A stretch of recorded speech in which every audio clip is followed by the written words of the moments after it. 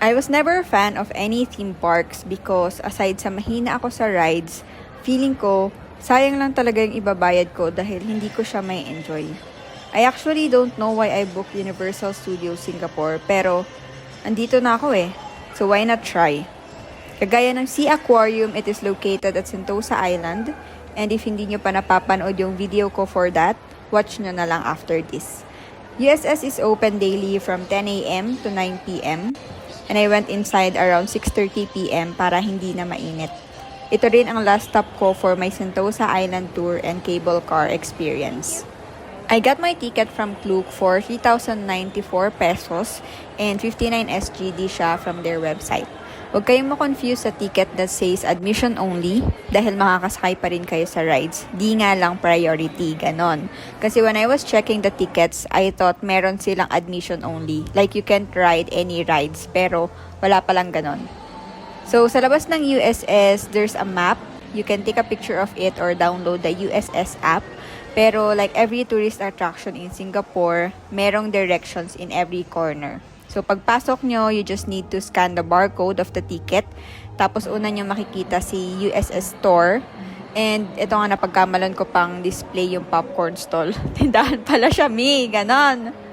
Pumunta ako sa part na to kasi empty. Tapos, parang ang ganda lang mag-take ng picture. Then, someone approached me na they are coming na daw. Like, The Who. Turns out, there's a meet and greet with Tigres and Po of Kung Fu Panda. E di ayun, nasa unahan ako ng pila.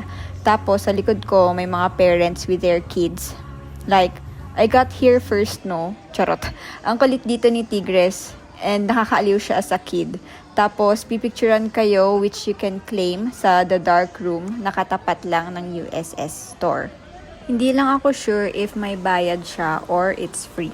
Since wala akong itinerary dito, pumasok lang ako sa kung saang pinto ang bukas. So, next is nanood ako ng Trolls show. Like, super hype na pagpasok mo pa lang nakaka-uplift na ng spirit. Ganon. The show took 30 to 45 minutes. Kaya if you're planning to go, mag-alat kayo ng time. So here, panoorin nyo. Get ready for the biggest, loudest, craziest, and huggiest party ever! The one and only, everybody's favorite, Crazy Town. The Trolls!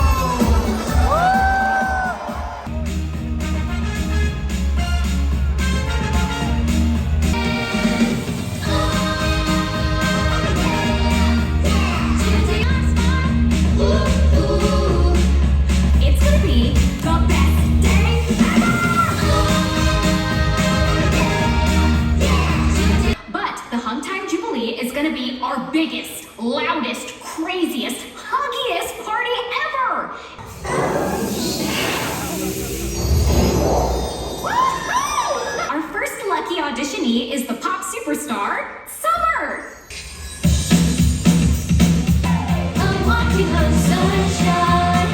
Oh, I'm walking on sunshine. Oh, I'm walking on sunshine. Oh, and don't it feel good?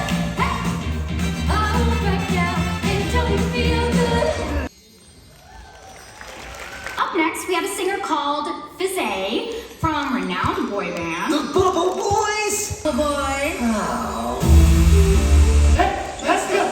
Cause our keeps us light.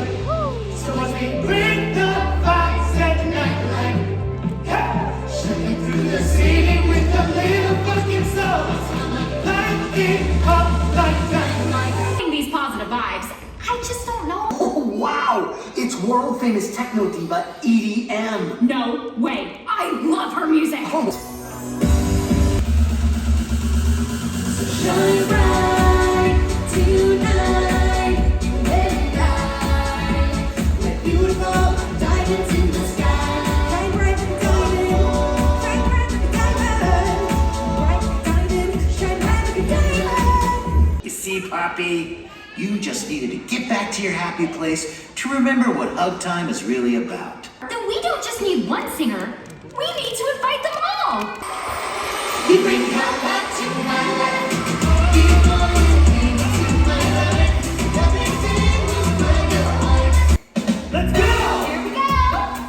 Woo!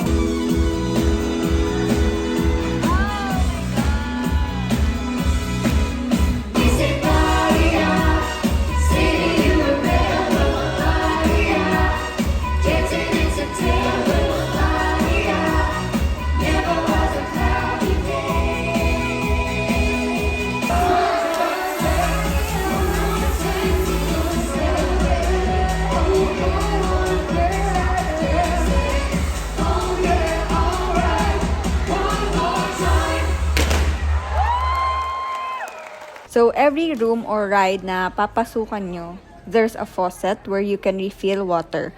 So, best to bring tumbler para makasave kayo sa expenses.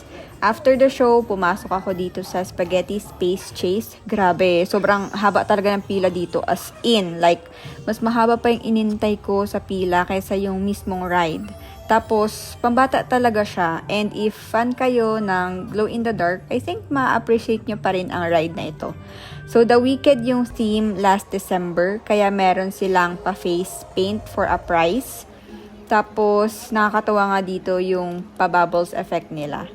Di na ako sumakay sa ibang rides like yung nagsispin, pati roller coaster dahil bukod sa umuulan, baka di na ako nakauwi ng diretso ang lakad. Pero if you're looking for a mild to extreme ride, better go and experience the Transformers the ride.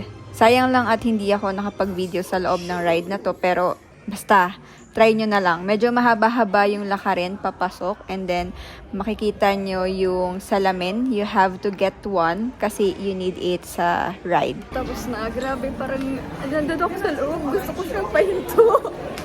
Sabi ni ate, pambata daw. Ano ko sanggol?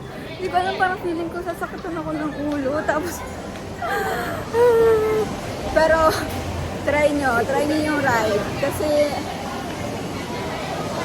Try niyo yung ride kasi masaya siya. As in, para ka talagang nandun. Akala ko naman, manonood-nood lang, ganun. As gagalaw-galaw lang ako. Para kang, nakalimutan ko ano yung scene, yung parang type ng scene na kasama kayo sa gumagalaw. Ganun, ganun yung experience as extreme. Kasi nga Transformers, like, stress ako doon. Last na pinuntahan ko is Lights, Camera, Action, which is a 3-minute show. So, very recommended ito, pero medyo mababasa kayo. But if you don't want, then go to row 3. So, it gives us background how things work behind the scene of every movie. Today's special effects show that there are no limits to the imagination of filmmakers and audiences. And that brings us to the scene you're about to see. It's set in an old boathouse in New York City, right in the middle of a Category 5 hurricane. Enjoy the show. The sun, cue the rain, and action.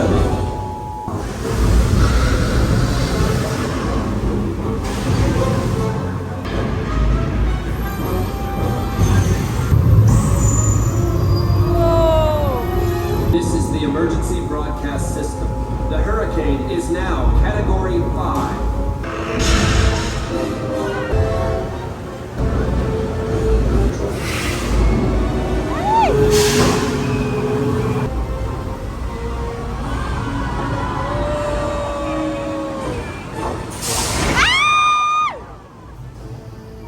right, let's reset. Everything goes back to 1.